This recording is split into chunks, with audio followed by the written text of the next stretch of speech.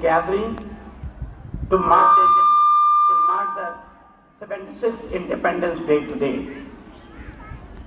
I'm really very much grateful to all, particularly the principal, who has sent me invitation letter to be with the celebration of all the students present over here and enjoy their performance to the hill. I know that perhaps most of you must want me to speak in English also, Hindi also, in order to make the students understand what I mean to say to them. स्वतंत्रता के 76वें वर्ष में आज हम इस विद्यालय में के प्रांगण में उपस्थित हैं। सेंट मैरी स्कूल जो शायद 3 एकड़ के एरिया में फैला है, जो आसपास के बच्चों को शिक्षित करने, सजग बनाने और उनमें राष्ट्रभक्ति की चेतना जगाने के लिए ये स्कूल काम कर रहा है और जिसका परफॉर्मेंस हमने बच्चों के बीच देखा। मैंने जो बच्चों का परफॉर्मेंस स्कूल में अभी सुना और देखा वह बहुत ही मोहक था। कंचन कुमारी ने अपने हिंदी वक्तव्य में जो स्वतंत्रता की तस्वीर खींची, जो यहाँ के स्वतंत्रता सेनानियों का समर्पण और अपने जीवन उत्सर्ग इस स्वतंत्रता के अभिष्ट लक्ष्य पाने के लिए जो वर्णन किया, कंचना का भाषण निश्चित रूप से सराहनीय था। इसी प्रकार कोमल वर्मा ने बड़े विस्तार से स्वतंत्रता क्या है, कैसे पाया, देश में स्वतंत्रता और समृद्धि बनाने के लिए अमन चैन कैसे रह सकती है, इस बात पर जोर दिया। अभी छोटे छोटे बच्चों ने जो परफॉर्मेंस दिया, हिंदी इंग्लिश स्पीच दिया, वो निश्चित रूप से बहुत मनमोहक था। मैं यहाँ के प्राचार्य को, प्रिंसिपल को कि आपने अपनी कड़ी मेहनत से इस क्षेत्र के बच्चों को शिक्षा के लिए जो आपने प्रबंध किया है वह सराहनीय है, प्रशंसनीय है। मेरी कामना है कि विद्यालय आज चूंकि इंडिपेंडेंस डे है, हम इंडिपेंडेंस डे में स्वतंत्रता के रूप में एक राष्ट्रध्वज फहराते हैं, नेशनल फ्लैग फहराते हैं। बच्चों, आप तिरंगा में आपने 3 रंगों को देखा। सबसे ऊपर केसरिया, सैफ्रन, जो हमारे बलिदान, हमारे वीर, हमारे शौर्य और पराक्रम के द्योतक है। आपने चर्चा की कि कई स्वतंत्रता सेनानियों के बलिदान, हजारों स्वतंत्रता सेनानियों के बलिदान के बाद आज हम स्वतंत्रता प्राप्त कर चुके हैं और स्वतंत्र भारत में, उन्मुक्त भारत में हम सांस ले रहे हैं। लेकिन इस बलिदान में जो बलिदान इतिहास में अमर हो गए, उसमें सरदार भगत सिंह, सुखदेव, राजगुरु, संत चंद्रशेखर आजाद और महात्मा गांधी के नेतृत्व में हजारों देशवासियों ने सैकड़ों, कम से कम 11-12 वर्षों तक जेल की यातनाएं सही, परंतु अपने स्वतंत्रता के लिए अपना सर्वस्व न्यौछावर किया, बलिदान दिया। इसी बलिदान का प्रतीक आपका यह रंग है केसरिया, जो तिरंगा के सबसे ऊपरी सतह पर है। आपको जानकर यह खुशी होगी कि जब भारत स्वतंत्र हो रहा था तो स्वतंत्र भारत के प्रतीक के रूप में राष्ट्रध्वज बनाया जाता है। राष्ट्रध्वज की स्वीकृति जो आप वर्तमान में राष्ट्रध्वज देख रहे हैं, इसका वर्तमान स्वरूप को संविधान सभा ने 22 जुलाई 1947 को स्वीकृत किया था। पंडित देश के प्रथम प्रधानमंत्री पंडित जवाहरलाल नेहरू ने झंडा के महत्व पर बतलाते हुए कहा था कि सफेद पट्टी में एक ब्लू रंग का, नीले गाढ़े रंग का अशोक चक्र है। अशोक चक्र चक्रवर्ती सम्राट अशोक के जो देश विदेश की नीतियां थी, उनका प्रचार प्रसार था, उससे लिया गया। और ये अशोक चक्र में आपने देखा होगा कि टोटल 24 सलाखें हैं, जो 24 घंटा का प्रतीक है, यानी यह झंडा भारतवासियों को संदेश देता है कि आप जिंदगी में आगे बढ़ना चाहते हैं, देश को आगे ले जाना चाहते हैं, तो सफेद यानी शांति के बीच ये ब्लू कलर का अशोक चक्र प्रगति का द्योतक है, विकास का द्योतक है। और आप समाज में आगे बढ़ना चाहते हैं तो निरंतर कार्य करें, अपने अभीष्ट के लिए संघर्ष करते रहें, आराम नहीं करें, तब आपको इच्छित फल मिलेगा। मित्रों, चीन 1 अक्टूबर 1949 को आजाद हुआ था, भारत से 2 साल बाद। परंतु चीन में लगातार शांति व्यवस्था रहने के कारण आज चीन का जो अर्थव्यवस्था है वह तीसरे नंबर का है, जिसका टोटल 19 ट्रिलियन का अर्थव्यवस्था उसका है। और हम उससे 2 साल पहले आजाद हुए थे और हमारी अर्थव्यवस्था 5 ट्रिलियन का है। यदि शांति में हम लोग अधिक मेहनत करें, अधिक संघर्ष करें, उद्योग धंधों पर ध्यान दें, पढ़ाई पर ध्यान दें, यह आवश्यक है। आप झंडा के नीचे जो अंतिम पट्टी देख रहे हैं हरा रंग का, हरा रंग हमारे देश की हरितमा का प्रतीक है, हमारे देश की हरियाली यानी कृषि क्षेत्र, कृषि प्रधान देश होने का प्रतीक है।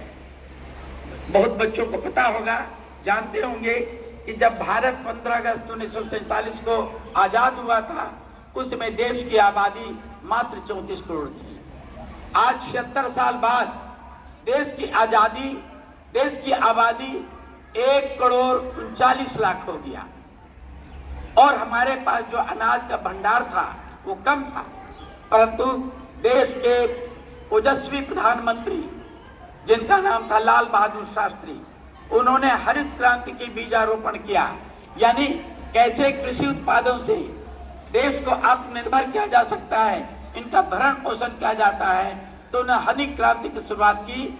नतीजतन देश की धरती 1947 के मुकाबले 7.5% अधिक उत्पादन दे रहा है। जबकि विदेश में भुखमरी थी, जब लाखों लोग भूख के कारण मर जाते थे, 1942 में करीब 20 लाख लोग मरे। आज देश कृषि के क्षेत्र में आत्मनिर्भर होकर न केवल 140 करोड़ देशवासियों का भरण पोषण कर रहा है, वरन आयात करके विदेशी मुद्रा अर्जित कर रहा है। यह हमारी मेहनत की पहचान है। यानी झंडा के ये तीनों रंग, केसरिया जो शौर्य बलिदान का प्रतीक है, सफेद जो शांति और अहिंसा का प्रतीक है, चक्र जो सतत संघर्ष करने का संदेश देता है, और यह हरा रंग जो हमारी धरती की हरियाली, कृषि की महत्ता, कृषि उत्पादन पर जोर देता है। धरती का झंडा का यही 3 संदेश है। यानी प्रति वर्ष जब हम झंडा फहराते हैं तो प्रतीक के रूप में यह झंडा भारतवासियों को प्रेरित करता है कि देश में अमन चैन जरूरी है, सांप्रदायिक एकता जरूरी है, भाईचारा जरूरी है। इस देश में पैदा होने वाला प्रत्येक नागरिक के बीच में हिंदू, मुसलमान, सिख, ईसाई में एकता होनी चाहिए, भाईचारा होना चाहिए, तब देश आगे बढ़ेगा और अपने अभीष्ट को प्राप्त करेगा। मित्रों, मैं थोड़ा सा आपको प्रेरित करने के लिए कुछ अपने बारे में बताना चाहता हूँ, यहाँ के बच्चों को प्रेरित करना चाहता हूँ। अभी अभी आपने जो सुनाया, दिखाया, 1942 का 8 अगस्त के जो हमारे बिहार के 7 शहीदों ने तिरंगा फहराने के लिए अपने बलिदान दिया, वो सारे सभी के सभी 7 बच्चे स्कूल के छात्र थे, 9वीं से 11वीं के बच्चे। उनके अंदर इतना देश प्रेम था कि उन्होंने अपनी जान की परवाह किए बिना झंडा को हाथ में लेकर सचिवालय के उच्च तल पर जाकर झंडा फहराया। यद्यपि ऐसा करने में उन 7 शहीदों ने, 7 सपूतों ने अपने बलिदान दिया, लेकिन देश के नाम पर अपना कुर्बानी के लिए वो तत्पर रहे, और यही बात आपने झांकी में दिखलाया। मित्रों, मैं चाहता हूं कि जिस प्रकार स्वतंत्रता आंदोलन में 1942 में बिहार के कम से कम 10-15 विद्यालय के 9वीं से 11वीं के बच्चों ने सैक्रिफाइस किया, अपना बलिदान दिया, वो शहीद स्मारक के रूप में पटना में हाजिर है। हम सिस्टर प्रिंसिपल से अनुरोध करेंगे कि इन बच्चों को शहीद स्मारक में ले जाकर उस सतमूर्ति के सामने इन लोगों का हूबहू दर्शन कराकर प्रेरित करें, ताकि बच्चों के मन में जज्बा पैदा हो कि देश के इतिहास में भारत में छोटे छोटे बच्चों का कितना योगदान था। जैसे इस विद्यालय के बच्चों ने जो अपने भाषण प्रतियोगिता से, अपने स्किट प्रदर्शन से, अपनी क्षमता से जो हम लोगों को प्रभावित किया, ये उनके अंतर्निहित प्रतिभा को उद्बोधित करने में प्रिंसिपल का, खास करके इस विद्यालय का महत्वपूर्ण योगदान है। मैं विशेष रूप से रंजय कुमार के प्रति आभार प्रकट करना चाहता हूं, जो आपके स्कूल के विद्यालय के शिक्षक हैं, कंप्यूटर पढ़ाते हैं, एमसीए और बीसीए के टीचर हैं।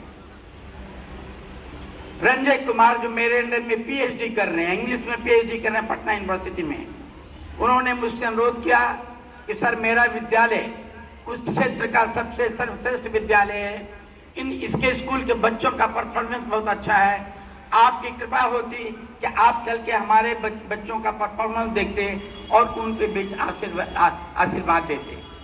यद्यपि मैं यहाँ से 35-40 किलोमीटर दूर रहता हूँ, परंतु सिस्टर